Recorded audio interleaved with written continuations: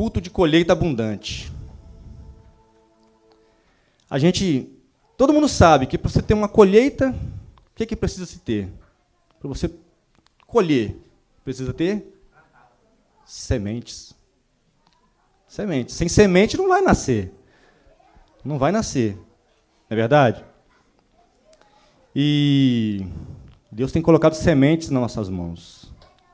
Deus tem feito maravilhas conosco. Eu queria pedir aos irmãos que abram lá em João. Vou contar uma pequena história de dois amigos.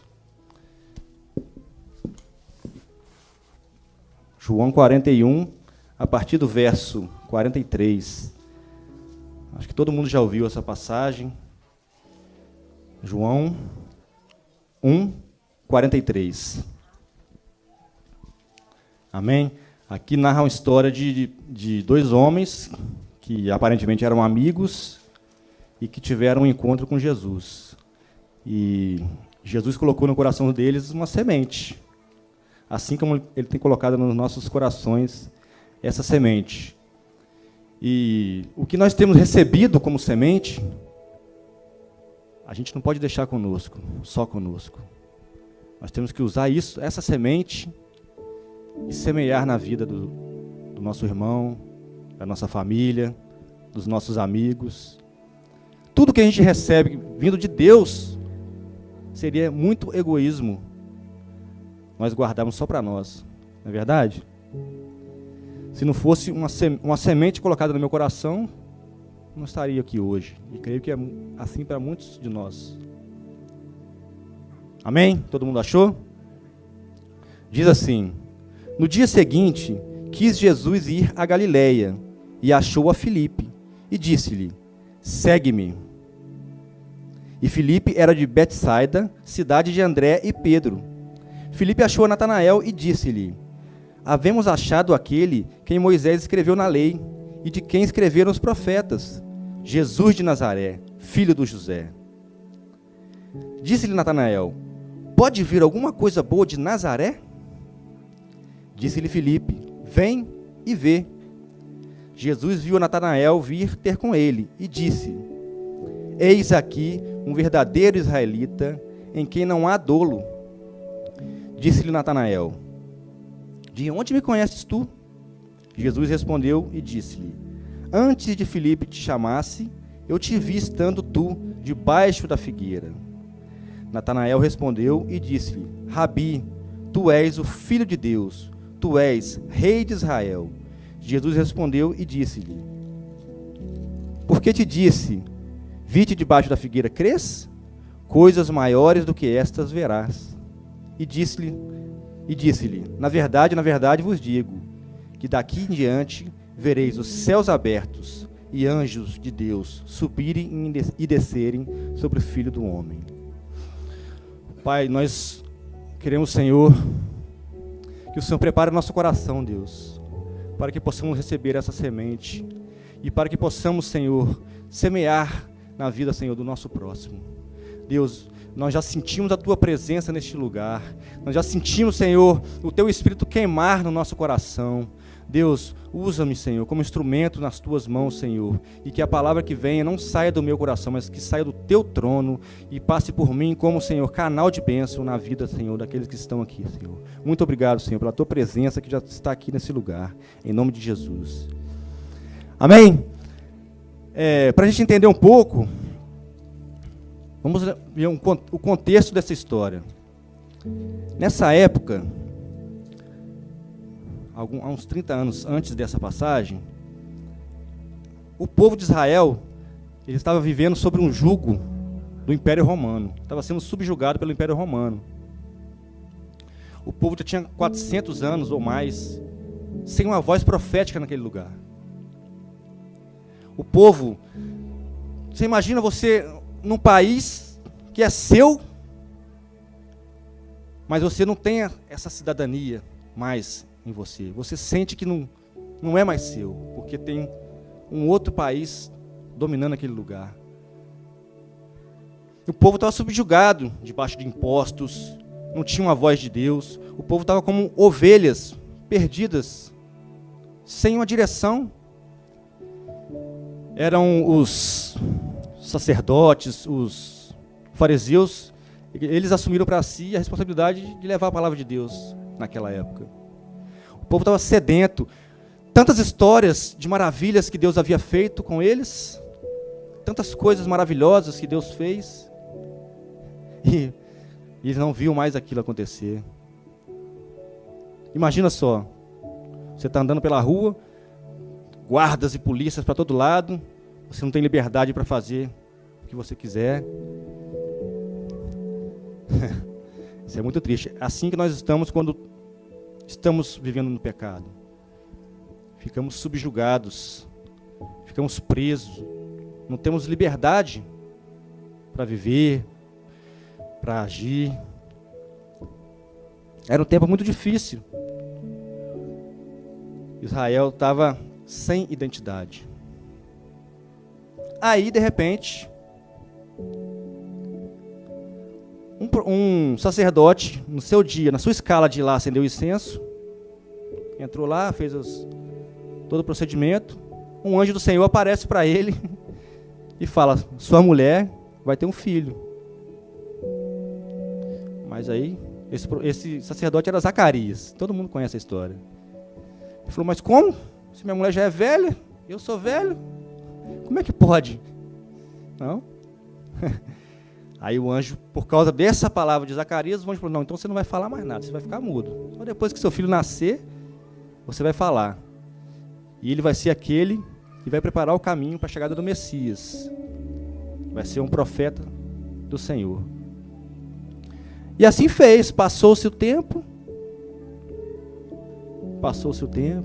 30 anos depois, surge João Batista. 30 anos, 9 meses depois, surge João Batista. E aí, com o tempo passando, João Batista começou a pregar. Mas não era uma pregação comum. João Batista chamava o povo de raça de víboras. Olha para você ver. E o povo não largava do pé dele, não.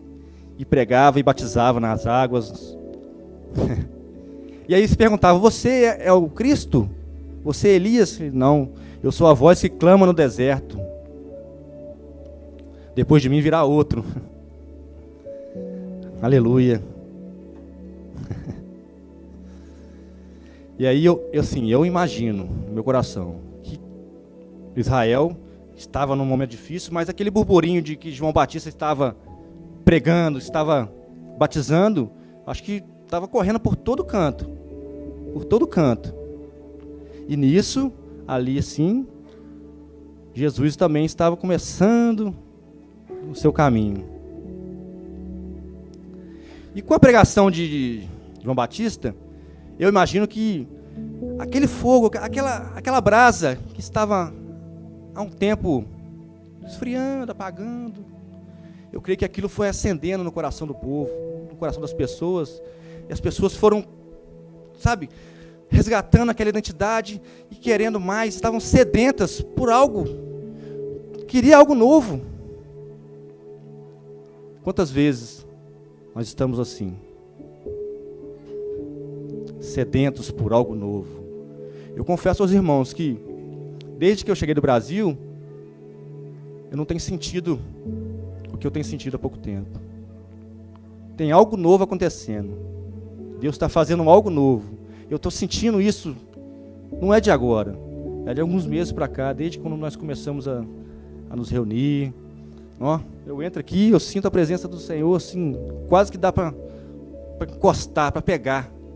É muito gostoso. É muito gostoso essa presença. Amém? E o povo precisava disso, estava querendo isso. Aí surge Jesus. Aí João Batista batizando, aí na fila do batismo aparece Jesus. Aí João Batista de longe discerniu quem era ele. Entrou nas águas, pediu para ser batizado, mas João não queria batizar, não. Não, o Senhor que tem que me batizar. Não, mas tem que ser feito para que se cumpra as Escrituras. E assim fez, e diz que o céu se abriu. Olha que maravilha, pastor. Você poder ver os céus abertos. E uma coisa boa, eu acho que depois disso, você não vê na Bíblia falando que o céu fechou, não. Então o céu está aberto. O céu está aberto. Vamos orar a Deus para que Ele possa nos permitir ver anjos descendo e subindo sobre o Filho do Homem. Amém? O céu está aberto, irmãos. O céu está aberto. Aí, Jesus começou o seu ministério, começou a recrutar os seus soldados. Chamou André, Simão e encontrou Filipe. Filipe era de Betsaida, da mesma cidade de André e Simão. Eu creio que nenhum caminho permanece o mesmo depois que Jesus passa por ele. Depois que Jesus passa o caminho, alguma coisa tem que mudar. Tudo tem que mudar. Tudo tem que mudar. Jesus só falou assim: segue-me. Imagina, você está na rua de bobeira, fazendo nada ou trabalhando, passa um sujeito e fala: segue, vão ali comigo. Quem vai? Quem vai? Ele só precisou de uma palavra. Olha como tem poder a palavra do Senhor. Não precisou fazer mais nada. Segue-me, ele falou para Filipe. Filipe fez, não pensou duas vezes. A semente foi lançada. E Filipe recebeu aquela semente. E vemos depois que aquela semente que ele recebeu, ele semeou. Então, nós temos aqui algumas chaves importantes para aprender sobre Filipe. A primeira é que devemos estar preparados para receber uma palavra, uma semente. Se a gente não estiver preparado para receber, nós não podemos receber de qualquer jeito.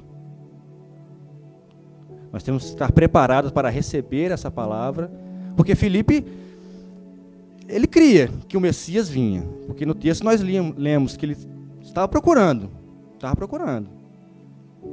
Então ele estava preparado, ele não estava de qualquer jeito. E quando Jesus chegou, ele reconheceu, teve discernimento de quem era Jesus e o seguiu. E para que nós consigamos seguir a Jesus, temos que estar preparados, receber essa semente, para que ela possa render bons frutos, maravilhosos frutos. Segundo ponto, como eu já falei, não devemos guardar essas sementes só para nós. Porque a semente que você não planta, ela não nasce. Você vai no supermercado e compra aquele pacotinho de semente, de couve, de alface. Compra, mas chega em casa e guarda na sacola. Vai colher alguma coisa? Mas se você compra, prepara a terra, cuida, vai lá e planta a semente. Eu lembro uma vez no Brasil, a gente tinha um quintalzinho lá na nossa casa. Aí nós fomos comprar uns pacotinhos de semente de rúcula. Nunca tinha comido rúcula. Plantamos. Mas deu tanta rúcula, que eu falei, meu Deus do céu. Nunca comi tanta rúcula na minha vida. As pessoas estavam dando para os outros, já não aguentava mais comer rúcula. Hoje em dia eu nem... É gostoso, mas raramente eu como. Então, quando não se planta, não nasce. E levando isso para a prática, sempre vai ter alguém para receber essa semente. Sempre vai ter alguém precisando receber essa semente. Sempre vai ter. Não adianta você falar que fui no culto, fui abençoado, recebi a bênção do Senhor, volta para casa, guarda a semente lá na despensa e fica lá. Não vai germinar. Amém? Amém. Ainda estou um pouco nervoso. Outro ponto que nós aprendemos: nós não podemos nos deixar abater por palavras contrárias. A gente leu aqui que na hora que Filipe chegou para Natanael, a primeira resposta que ele deu, ele jogou um balde de água fria no Filipe. Pensa só, quando a gente tem uma notícia boa, se acontece uma coisa boa com você, você todo entusiasmado, né? Feliz da vida. Você não vai chegar para o cara. Aí, Natanael, nós achamos ali o Messias, que estava escrito lá, os profetas escreveram. Eu creio que não foi assim que ele chegou. Ele recebeu a melhor notícia da vida dele. O coração dele estava fervendo. Ele tinha que plantar aquela semente, tinha que mostrar para alguém aquilo, contar para alguém. Então ele chegou, Natanael, meu Deus, você não sabe, você não imagina o que aconteceu, quem eu encontrei. Você não imagina quem nós encontramos. O Messias, ao qual escreveu Moisés e os profetas. Você não acredita, cara, você não acredita. Aí Natanael, uai, pode vir alguma coisa. Não, aí falou, é Jesus de Nazaré, filho do Zé. Olha pra você ver, filho do Zé. Jogou um balde de água fria no entusiasmo de Filipe. Só que não, nós não podemos nos deixar bater por palavras contrárias. Porque quando debaixo de nós está a palavra do Senhor, acima de nós, a palavra do Senhor. Então, se a palavra está em nós, não é qualquer palavrinha que vai... Eu sou de Valadares, não, minha esposa é de Valadares, eu morei lá um tempo. Pode sair alguma coisa boa de Valadares? Com certeza, né? Mas já pensou? Se Filipe se decepciona ali e fala, é verdade, tem razão, acho que de Nazaré. Nazaré, naquela época, era uma cidadezinha, não tinha muito conceito naquela época. Uma cidade que não tinha indústria, você entrava sem visto, né? Você não precisava fazer entrevista por visto, não precisava de green card, não precisava de nada. Você entrava, saía, Nazaré. E aí, essa resposta. Mas aí, o que Filipe fez? Mais um ponto. Não se deixou abater e se tornou a palavra. Ele não só falou, não só deu a palavra, como ele foi lá e mostrou para Natanael o Messias. Então, nós muitas vezes nos frustramos, tentamos evangelizar, tentamos falar com as pessoas de Jesus, do amor de Deus, e as palavras contrárias às vezes nos atrapalham. Mas muitas vezes nós não ganhamos as pessoas para Jesus apenas com nossas palavras. Nós temos que mostrar Jesus para as pessoas. E como é que a gente mostra Jesus para as pessoas? Através dos nossos gestos, atitudes, nosso testemunho de vida. Ninguém aqui é santo. Muitos aqui, como eu, tiveram um passado tenebroso. Muitos aqui, como eu, tiveram nas drogas, no álcool, na prostituição, no adultério. Mas quando nós estamos debaixo de uma palavra do Senhor, Ele perdoa os nossos pecados. Ele morreu para perdoar os nossos pecados. Morreu, mas ressuscitou e ascendeu aos céus. Venceu a morte por minha causa, que sou um Zé Ninguém. Pode vir uma coisa boa, na minha cidade chama Palma. Pode vir uma coisa boa de Palma? Pode vir uma coisa boa do Rio de Janeiro? E pode. Amém? Então nós temos que fazer como Filipe. Não só falar de Jesus, mas ir lá e mostrar a Jesus. Muitos aqui receberam a palavra e de pronto, tum, foi aquele negócio de doido, né? Mas outros não, foi um processo. E o pastor falando aqui das reuniões nos lares, isso é bom demais. Por quê? Porque às vezes você tem um amigo, um colega de trabalho, que você chama para vir na igreja e não vem. Mas você fala, vamos lá em casa, tem um feijão para nós comer lá, né, Eliseu? Uma feijoada daquela, você chamar uma meia dúzia de amigos lá, você mostrar o seu estilo de vida, seu comportamento no trabalho, na escola, na faculdade, onde quer que seja. Nós temos que andar e as pessoas têm que ver Jesus na nossa vida. Temos que resplandecer o brilho do Senhor. Amém? Agora vamos falar um pouco de Natanael. Aí eu vou usar aqui, como a pastora Tana fala, uma licença poética.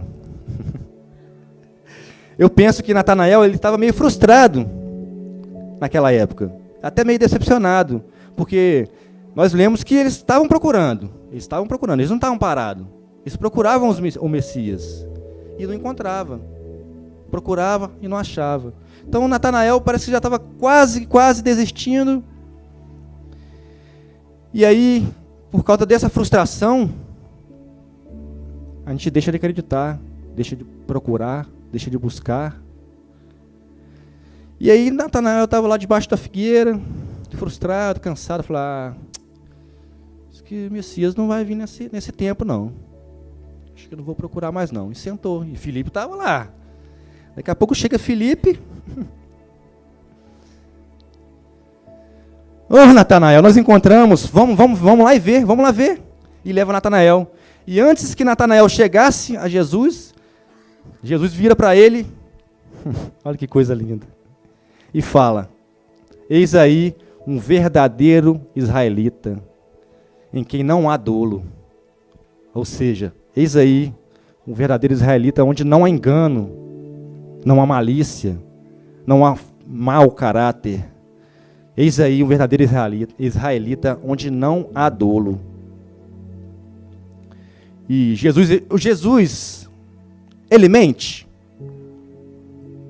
Então, Natanael era ou não era uma pessoa de bem, uma pessoa de caráter, uma pessoa que não causava mal para ninguém? Ele estava apenas frustrado. Estava cansado de procurar e não encontrar. E quantas vezes nós procuramos e não encontramos? Mas porque procuramos nos lugares errados. Eu, antes de eu me converter, eu já fui do espiritismo, já fui católico, e eu procurava a Deus num momento difícil da minha vida, quando eu tinha um problema no meu ouvido. Eu procurava a Deus, e Deus, ele estava sondando meu coração, mas eu procurava nos lugares errados, fazendo as coisas erradas. Mas Deus sabia que eu estava procurando Ele estava me preparando. Aí quando eu conheci a Jesus de verdade, aí foi para a abraça, aí foi para a galera. Muito bom, graças a Deus. Graças a Deus. Deus é bom demais. E Jesus fazendo isso com Natanael, ele quebrou as pernas dele na hora. Natanael já estava com preconceito com o filho do Zé de Nazaré. Não é possível. Mas Jesus, fazendo esse lindo elogio para Natanael, quebrou as pernas dele no meio. Quebrou toda a defesa, toda a armadura que Natanael foi construindo com a sua frustração, foi quebrada com a palavra de Jesus. Olha como a palavra de Jesus tem poder. Chegou e falou: eis aí um israelita que não há dolo. Eis aí um homem de bem, um homem de caráter, um homem que não engana as pessoas, bom de paga, compra e paga, não deve ninguém. Você imagina Jesus falando de você. Porque lá fora, quando não tem ninguém olhando, a gente compra, a gente não paga, a gente dá a nossa palavra e não cumpre. Mas nós estamos debaixo da figueira e Jesus está vendo. Jesus está vendo. É ou não é verdade? A gente não consegue esconder nada dele. Nada. Ai, glória a Deus. Alguns pontos importantes sobre Natanael. Eu estou caminhando para o final. Primeiro, está lá no versículo 45. Filipe achou Natanael e disse: havemos achado aquele de quem Moisés escreveu na lei e de quem escreveram os profetas, Jesus de Nazaré, filho de Zé. Então nós vemos que, primeiro ponto sobre Natanael, temos que conhecer as Escrituras. Porque se Natanael não conhecesse as Escrituras, ele não ia saber que o Messias estava para chegar. Ele não ia saber que os profetas escreveram sobre o Messias, Moisés escreveu. Então ele conhecia a palavra do Senhor. Ele conhecia a Torá. Eu creio que é a Torá, né? A Torá. Então ele estava preparado. Porque a qualquer momento, se o Messias chegasse, ele estava preparado. Então, nós temos que conhecer a palavra de Deus para podermos receber essa semente e semear. Segundo ponto, está no versículo 47, foi o que eu disse. Nós temos que ter caráter. Jesus disse que Natanael não tinha dolo. Então, Natanael não tinha engano. Então, nós temos que ter integridade, caráter, sinceridade, honestidade. Temos que ter os frutos do Espírito sobre nós. Porque sem isso, a gente vai ficar num nível muito raso. Nós não vamos nos aprofundar no Senhor, no Espírito de Deus. E para que nós possamos ter uma colheita verdadeiramente abundante, temos que nos aprofundar no Senhor. Temos que ser como Natanael. Eu tenho que ser um valadarense sem dolo, um palmense sem dolo. Você tem que ser um valadarense sem dolo. Itaberaí, quem vem em Itaberaí, como é que fala? Quem nasce lá? Curraleiro? Você tem que ser um curraleiro sem dono. Sem dolo, olha, sem dono. Tem que ser um carioca sem dolo. Tem que ser um americano sem dolo, um brasileiro sem dolo. Porque nós estamos nesse país, muitas vezes subjugados por sermos imigrantes. Mas nós não estamos aqui à toa. Nós estamos carregando a semente para poder plantar nesse lugar. Amém? E no terceiro ponto, que eu acho maravilhoso, lindo isso aqui, lá no versículo 49. Natanael respondeu e disse-lhe: Rabi, tu és o Filho de Deus, tu és o Rei de Israel. Nós vemos aí que Natanael, naquele momento, exaltou o nome do Senhor, porque toda a honra, toda a glória, todo o louvor são para Ele. Nós não temos nada, não merecemos nada, mas o Senhor merece toda a honra e toda a glória. Então ali, Natanael exaltou o nome do Senhor. Nós nascemos para isso, para glorificar o Senhor, para exaltar o nome do Senhor. Amém? Então, concluindo, para que nós possamos ter grandes colheitas, colheitas abundantes, temos que lançar as sementes. Se não há semente, não há colheita. Se não prepararmos a terra, a colheita também não será farta.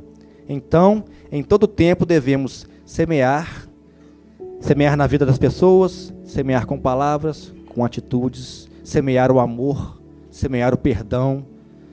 Nós temos que sair um pouco da nossa caixinha, da nossa zona de conforto e cumprir o ID.